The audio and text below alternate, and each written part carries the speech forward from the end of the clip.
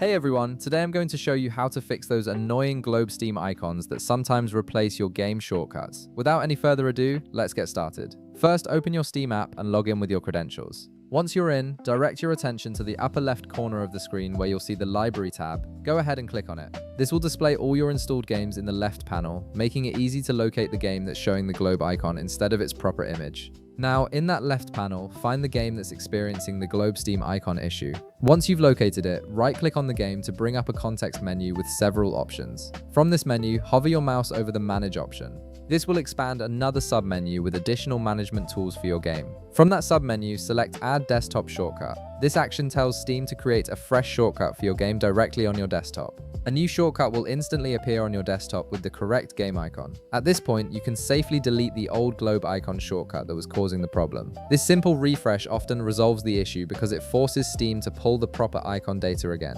However, if you're still seeing the globe icon after creating the new shortcut, don't worry. There's another method we can try. Head back to Steam and locate the same game in your library's left panel. Right-click on it again, but this time select Properties from the menu that appears. This will open a new window with various settings and information about your game. In the left panel of the Properties window, click on Installed Files. This section contains tools for managing the actual game files stored on your computer.